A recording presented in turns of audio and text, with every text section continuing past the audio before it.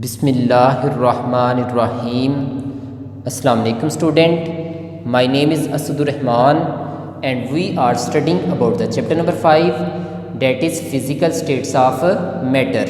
हमने कहा था कि इस चैप्टर के अंदर हमने किस चीज़ को स्टडी करना है कि मैटर की ज़ाहरी हालतें कितनी हैं और इस बात को हमने डिटेल से स्टडी करना है। तो आपने मैटर की थर्ड फिज़िकल स्टेट को स्टडी करना शुरू किया था, डेट इज़ सॉलिड स्टेट। अब आपको पता है सॉलिड स्टेट में हम किस चीज़ को स्टडी करते हैं, सॉलिड्स को।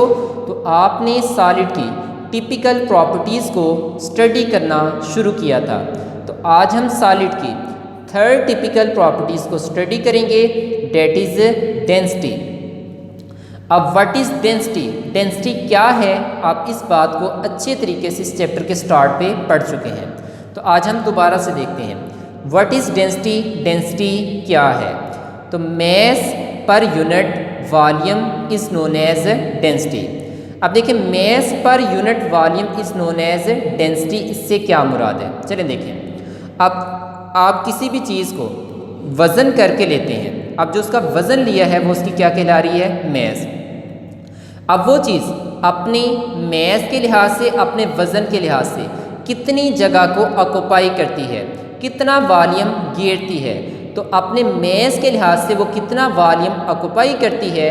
तो जब हम मैस और वॉल्यूम के दरमियान रिलेशन को स्टडी करते हैं तो इस रिलेशन को नाम क्या देते हैं, डेंसिटी। यहाँ तक क्लियर, चलें नेक्स्ट चलते हैं। अब इसका फार्मूला क्या होगा, देखें डेंसिटी इज इक्वल टू, आपने कहा मैस पर यूनिट वॉल्यूम, देखिए मैस आगे डिवाइडेड बाय हमारे पास क्या हो गया, वॉल्यूम। तो mass over volume is known as density, ये उसका क्या हमारे पास बन गया, फार्मूला बन गया। यहाँ तक क्लियर, चलिए नेक्स्ट चलते हैं। अब यहाँ पर देखें डेंसिटी को हम किससे रिप्रेजेंट करते हैं, रो से, इज इक्वल टू। अब मैस को किससे रिप्रेजेंट करते हैं, स्मॉल एम से, और वॉल्यूम को हम किससे रिप्रेजेंट करते हैं, कैपिटल वी से। तो हमारे पास बना rho is equal to M over V. तो ये हमारे पास डेंसिटी का क्या हो गया, फार्मूला हो गया। चलिए नेक्स्ट चलते हैं। अब आप देखिए यहाँ पर, जब हम यहाँ पर इस फार्मूले में देखें तो अब आपकी जो डेंसिटी है, डेंसिटी और मैस का क्या रिलेशन है और डेंसिटी और वॉल्यूम का क्या रिलेशन है, अब हम इस बात को क्या करेंगे, स्टडी करेंगे। देखें आपको पता है, आप मैथ पढ़ते हैं, आपको पता है कि जब भी नीचे वाली वैल्यू बड़ी होगी तो आंसर हमेशा क्या आएगा, छोटा आएगा। जब भी नीचे वाली वैल्यू छोटी होगी तो आंसर हमेशा क्या आएगा, बड़ा आएगा। अब ज़रा इस बात को देखें। अब यहाँ पर हम यहाँ पर वॉल्यूम के लिहाज से बात करते हैं। देखें अगर मैं क्या करता हूँ, ऊपर जो मैस है उसे कांस्टेंट रखता हूँ। देखिए यहाँ पर सपोज करते हैं समझने के लिए, मैंने ऊपर क्या ले लिया, मैस ले लिया 10 10 और 10, ठीक है, मैस मैंने कांस्टेंट रखा। अब नीचे वाली वैल्यू जब मैं चेंज कर दी, मैंने एक दफ़ा रखा 2, एक दफ़ा रखा 5, एक दफ़ा रखा 10। अब देखिए जब 2 है तो इसको डिवाइड करेंगे तो क्या आंसर आएगा, 5, ठीक है। तो अब जब यहाँ पर मैंने 5 लिया तो डिवाइड किया तो क्या आंसर आया, 2। और जब मैंने नीचे क्या लिया, 10 लिया, तो 10 को 10 के ऊपर डिवाइड करें तो क्या आएगा, 1 आएगा। अब आप देखें, अब देखिए जब नीचे वाली वैल्यू, अब ये तीनों में से नीचे वाली वैल्यू ये क्या थी, बड़ी थी। जब भी नीचे वाली वैल्यू बड़ी होगी तो बड़ी होने की वजह से डिवाइड करने से जो आंसर आएगा वो क्या आएगा, हमारे पास से छोटा आएगा, ठीक है। चलिए नेक्स्ट चलते हैं। अब देखिए 5 जो है वो 10 से छोटा है। जब नीचे वाली वैल्यू छोटी हुई तो छोटी होने की वजह से जब डिवाइड किया तो आंसर क्या है, बड़ा है। देखिए पहले 1 था, यहाँ पर अब क्या आ गया, 2। इसका मतलब नीचे वाली वैल्यू छोटी होने से आंसर क्या आता है, बड़ा आता है। चलिए नेक्स्ट चलते हैं। अब 5 से मैंने और छोटा कर दिया, कितना कर दिया, 2 कर दिया। अब 2 को 10 को 2 के ऊपर डिवाइड करें तो क्या आंसर आएगा, 5। इसका मतलब नीचे वाली वैल्यू जितनी छोटी होगी आंसर उतना क्या आएगा, बड़ा आएगा। तो देखें 5 सबसे बड़ा है, ठीक है। अब आपने देखा कि नीचे वाली वैल्यू जब भी छोटी होगी तो आंसर क्या आएगा, बड़ा आएगा, और जब भी नीचे वाली वैल्यू बड़ी होगी तो आंसर हमेशा क्या आएगा, छोटा आएगा। इसका मतलब है कि अगर मैथ सेम है तो उसका वॉल्यूम जो है, अगर नीचे वाला वॉल्यूम क्या होगा, हमारे पास ज़्यादा होगा, तो ज़्यादा होने की वजह से जब डिवाइड करेंगे तो आंसर छोटा आएगा। छोटा आने की वजह से उसकी डेंसिटी क्या होगी, हमारे पास से कम होगी।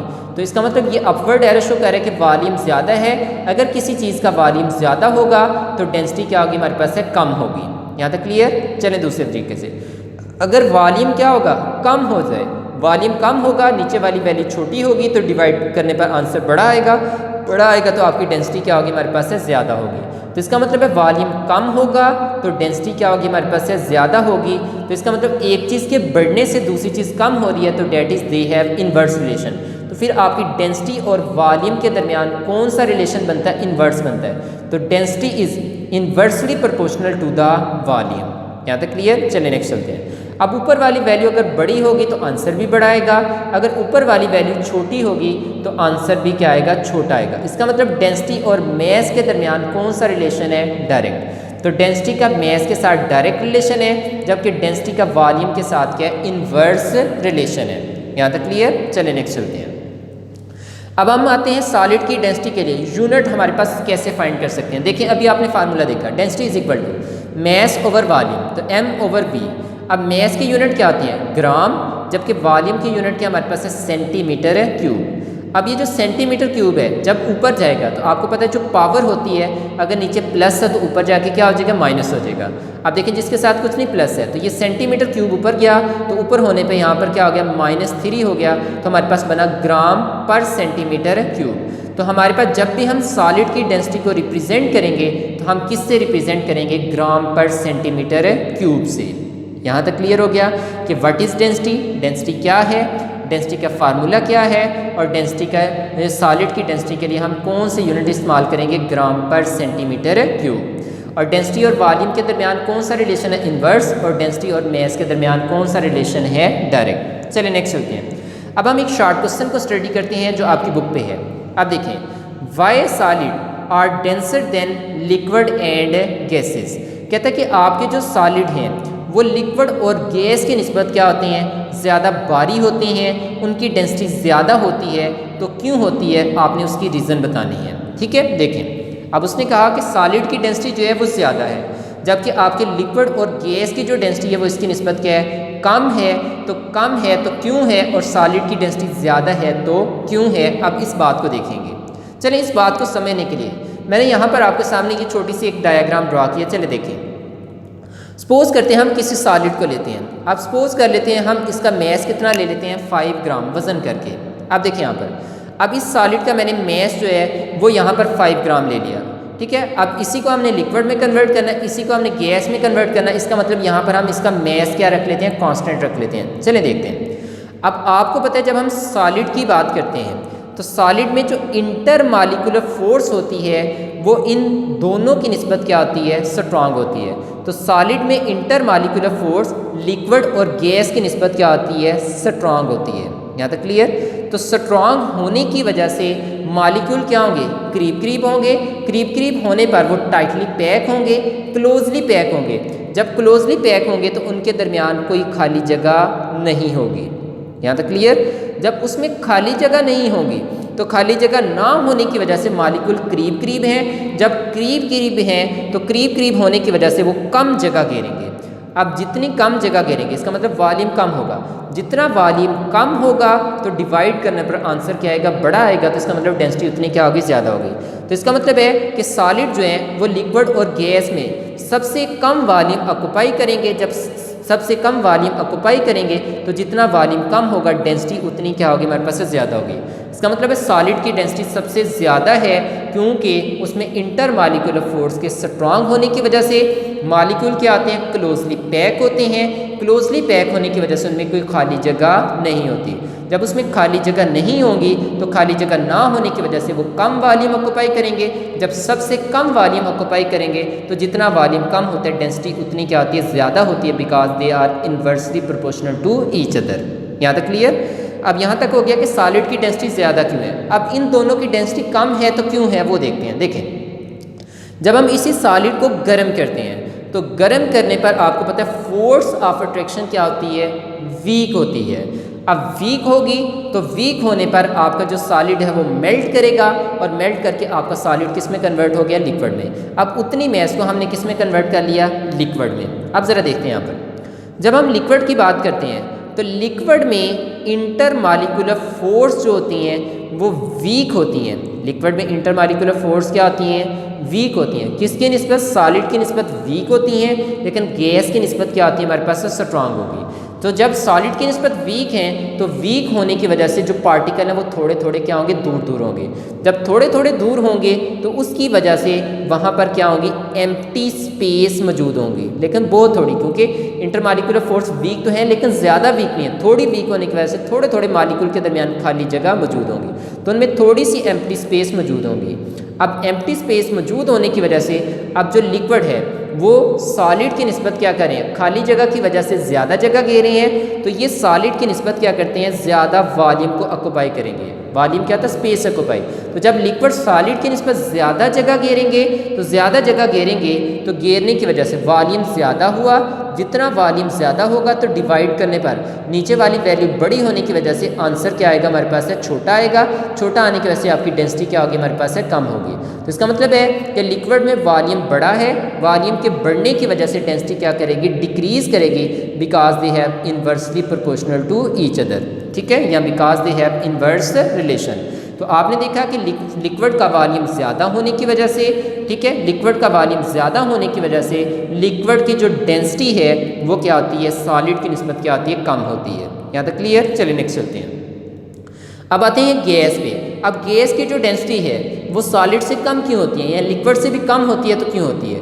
अब देखिए, उसी लिक्विड को गर्म करें तो गर्म करने पर और फोर्स ऑफ अट्रैक्शन क्या होगी, वीक होगी। तो वीक होने की वजह से आपका जो लिक्विड है वो किस में कन्वर्ट हो जाएगा, गैस में। अब गैस में इंटरमॉलिक्यूलर फोर्स क्या होती है, बहुत ज़्यादा वीक होती है। इन दोनों की निस्बत क्या होती है, बहुत ज़्यादा वीक है। जब वीक होगी तो मालिक्यूल दूर दूर होंगे। जब मालिक्यूल दूर दूर होंगे तो उनमें एम्प्टी स्पेस क्या होगी, ज़्यादा से ज़्यादा होंगी। जब खाली जगह ज़्यादा होगी, मालिक्यूल दूर दूर चलेंगे। अब उतनी मैस में देखिए खाली जगह ज़्यादा होने की वजह से पार्टिकल दूर दूर जाने की वजह से वो पहले की निस्बत ज़्यादा जगह घेरेंगे। जब ज़्यादा जगह घेरेंगे इसका मतलब है कि उसका वॉल्यूम भी क्या होगा, ज़्यादा होगा। तो जो गैस है वो लिक्विड और सॉलिड की निस्बत सबसे ज़्यादा जगह घेरते हैं।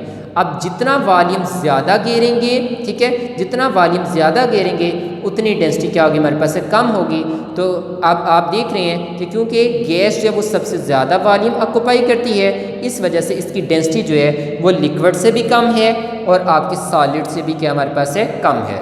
यहाँ तक क्लियर। तो अब आपने देखा क्योंकि सॉलिड के केस में, अब इस शॉर्ट क्वेश्चन का आंसर सुन लें कि वाई सॉलिड आर डेंसर, आपके सॉलिड भारी होते हैं, वो डेंसिटी में ज़्यादा होते हैं than liquid and gases, liquid और गैसेस की निस्बत। तो ऐसा क्यों है, अब उसकी रीज़न सुन लें। क्योंकि सॉलिड में इंटरमॉलिक्यूलर फोर्स इन दोनों की निस्बत स्ट्रांग होने की वजह से उसमें मॉलिक्यूल क्लोजली पैक होते हैं, टाइटली पैक होते हैं। तो टाइटली पैक होने की वजह से उसमें एम्प्टी स्पेस जो है वो लिक्विड और गैस की तरह नहीं पाई जाती। जब उसमें खाली जगह नहीं होगी, वो क्लोजली पैक होंगे, तो वो सबसे कम जगह घेरेंगे और जितना वॉल्यूम कम घेरेंगे उतनी डेंसिटी क्या होगी, ज़्यादा होगी, because volume and density has inverse relation. ये उसका क्या हो गया, हमारे पास आंसर हो गया। यहाँ तक क्लियर। चलिए नेक्स्ट चलते हैं। अब आपके पास यहाँ पर ये एमसीक्यूज़ में आपको पेपर में आएगा, यहाँ पर कुछ सॉलिड की डेंसिटी दी है, जैसा कि एल्यूमिनियम है। एल्यूमिनियम की डेंसिटी कितनी है, 2.70 ग्राम पर सेंटीमीटर क्यूब। जबकि आयरन को का सिंबल क्या, Fe, 7.86 ग्राम पर सेंटीमीटर क्यूब, ये उसकी क्या आगे हमारे पास है, डेंसिटी होगी। जबकि हमारे पास गोल्ड को हम किससे रिप्रेजेंट करते हैं, Au से। तो अब इसकी डेंसिटी क्या है, 19.3 ग्राम पर सेंटीमीटर क्यूब। तो ये आपके पास क्या होगी, गोल्ड की डेंसिटी होगी। ठीक है, तो ये आपने MCQs के तौर पर क्या करने हैं, याद करने हैं। यहाँ तक क्लियर। चलें जी, अब अपनी बुक से देख लें यहाँ पर। तो यहाँ पर हमने उसकी सॉलिड की हमने थर्ड टिपिकल प्रॉपर्टीज़ को स्टडी किया, डेट इज़ डेंसिटी। अब देखें डेंसिटी के स्टार्ट में देखिए यहाँ पर सॉलिड लिखा हुआ है, तो सॉलिड से पहले लिख लें वाई। तो अब देखिए आपका शॉर्ट क्वेश्चन बना, why solid are denser than liquid and gases, कि आपके जो सॉलिड हैं वो लिक्विड और गैस के निस्बत ज़्यादा डेंसर होते हैं। तो क्यों होते हैं उसकी रीज़न बतानी है। तो स्टार्ट पे क्या लिखा, वाई। तो यहाँ तक आपका शॉर्ट क्वेश्चन हो गया। आंसर क्या होगा, आंसर यहाँ से स्टार्ट करेंगे कि solid are denser than liquid and gases. आपके सॉलिड जो हैं वो लिक्विड और गैसेस की निस्बत क्या होते हैं, डेंसर होते हैं। उसकी रीज़न क्या है, because solid particle are closely packed. Solid particle में इंटरमॉलिक्यूलर फोर्स जो है वो लिक्विड और गैस की निस्बत क्या होती है, स्ट्रांग होती है। तो स्ट्रांग होने की वजह से मॉलिक्यूल करीब करीब होंगे, पार्टिकल करीब करीब होंगे। तो करीब करीब होने की वजह से जो पार्टिकल हैं वो क्या होंगे, क्लोजली पैक होंगे। जब क्लोजली पैक होंगे तो उनमें कोई खाली जगह नहीं होगी। तो जब खाली जगह नहीं होगी and do not have empty space, और उसमें एम्प्टी स्पेस नहीं होगी, बिटवीन देयर पार्टिकल। तो मालिक्यूल क्लोजली पैक होने की वजह से, इंटरमालिकुलर फोर्स के स्ट्रांग होने की वजह से उनमें कोई खाली जगह मौजूद नहीं होगी। जब खाली जगह नहीं होगी तो वो सबसे कम जगह घेरेंगे, जितनी कम जगह घेरेंगे डेंसिटी उतनी क्या होगी, ज़्यादा होगी। तो therefore they have highest density among the three state of matter. इस वजह से जो सॉलिड है उसकी डेंसिटी लिक्विड और गैस जो है उन दोनों की निस्बत क्या होती है, ज़्यादा होती है। तो आपका जो आंसर है वो सॉलिड से लेकर ये मैटर तक हो गया। यहाँ तक क्लियर। अब ये नीचे आपको अलहदा से MCQs में आएगा। The density of aluminium is, वो कितने हमारे पास है, 2.70 ग्राम पर सेंटीमीटर क्यूब। आयरन की कितनी है, 7.86 ग्राम पर सेंटीमीटर क्यूब। और जो गोल्ड है उसकी 19.3 ग्राम पर सेंटीमीटर क्यूब। ये आपने MCQs के लिए करना है। यहाँ तक देख लें, अगर आपको कोई चीज़ नहीं समझ आई तो पूछ लें।